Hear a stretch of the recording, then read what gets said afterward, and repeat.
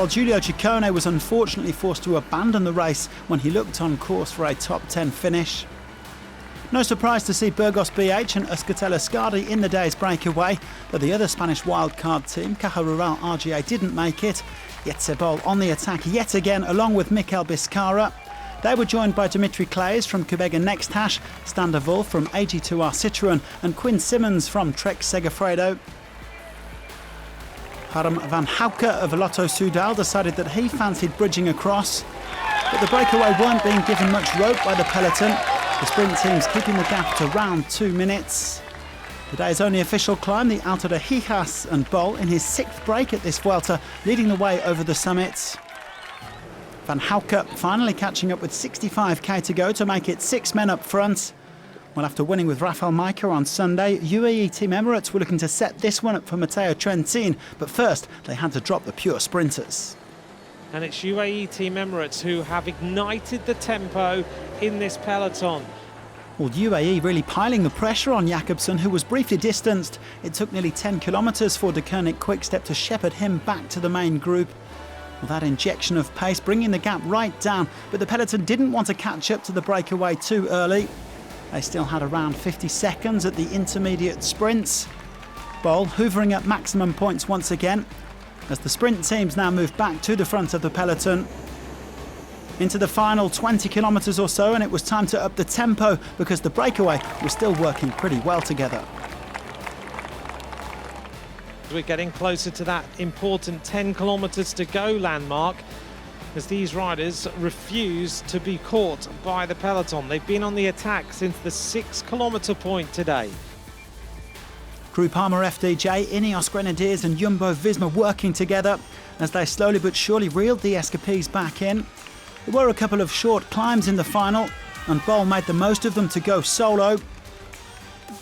The Dutchman getting a small gap before he was joined by Claes and de Wolf. The rest soon swallowed up. Andreas Kron then tried to counter from the main bunch, but his move was quickly shut down. And in the end, de Wolf was the last man standing from the breakaway. Unfortunately, Stan de Wolf has been caught by this peloton. He's tried so hard. He's been in the lead for about 170 kilometres. Game over. It looks like it's going to be a bunch sprint. Groupama and Bora taking the reins on a tricky run-in before De Koning Quickstep hit the front with 2k to go. Jakobsen is out of position. Here go the team of De Koning Quickstep, the team of Alpecin Fenix. It's very, very messy in here, and Jakobsen gets ready. On the wheel of Jakobsen is Trentin, then it's Michael Matthews. On his wheel is Lobato. Here goes the sprint. Jakobsen is about to open it up. Trentin closes. It's Jakobsen in the middle. Jakobsen going, light the candles. He wins on his birthday. Birthday is always a good day, but I'm over the moon with this win. I think this is what we saw today is the Wolfpack. I was dropped on the climb. The guys wait for me. They bring me back. I win the race. It was all because of them. The only thing I can do is do a short, fast sprint. And yeah, they did everything else today. Jakobsen winning ahead of Jordi Meus, who secured his best result of this Vuelta. Trentin, Michael Matthews and Alberto Dainese rounding out the top 5, with Arnaud Demar a distant 16th. There were no changes overall. Odd Christian Eiking will wear the red jersey to Lagos de Covadonga tomorrow, but he'll have a serious job keeping hold of it. He still leads Guillaume Martin by 54 seconds, with Primoz Roglic and Enric Mas lurking in 3rd and 4th.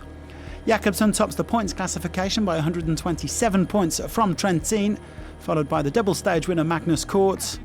It's all about Wednesday and Thursday in the mountains classification. Romain Bardet still holds a 19-point advantage over Damiano Caruso.